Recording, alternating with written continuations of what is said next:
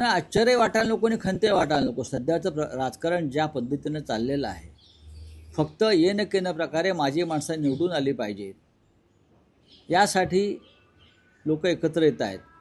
जर अमरनाथमध्ये काँग्रेसचे 12 नगरसेवक भाजपात विलीन होतात किंवा परभणीमध्ये शिंदे गट ओबीसी गट एकत्र येतात, तर कोणती विचारधारा राहिली महाराष्ट्रामध्ये? विचारधारा फक्त व्यासपीठावर बोलण्यासाठी आहे, बाकी काही नाही, आणि मुलाखती देण्यासाठी आहे. Bombay is not Maharashtra city असं वादग्रस्त विधान भाजपचे नेते अण्णामलाई यांनी केले. याच्यावरती एकनाथ शिंदे यांच्या पक्षाचं काय म्हणणं आहे, जे स्वतःला शिवसेना वगैरे समजतात, आणि महाराष्ट्राचे मुख्यमंत्री देवेंद्र फडणवीस जे म्हणतात की सूर्यचंद्र असेपर्यंत मी मुंबईला महाराष्ट्रापासून वेगळं होऊ देणार नाही. बरं का, गर्जना चांगली आहे, पण तुमच्या पक्षाचेच पुढारी इथे येऊन मुंबई महाराष्ट्राची नाही असं म्हणतात, त्याच्यावर त्याने उत्तर दिलं पाहिजे.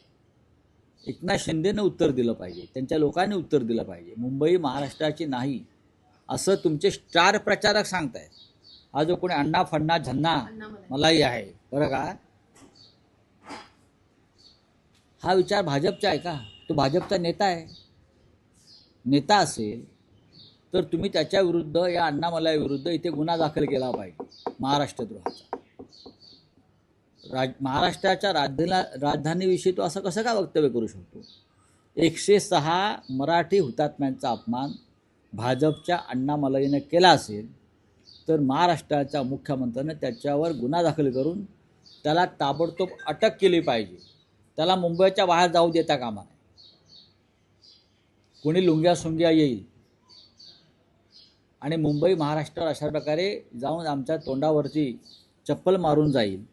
कुठे आहे तुमचा स्वाभिमानी बाणा? हे धनुष्यबाण ज्याने घेऊन चोरला आहे किंवा जे शिवसेना म्हणून मिरवत आहेत, का त्यांच्या तोंडामध्ये आता गोळा बसलेला आहे?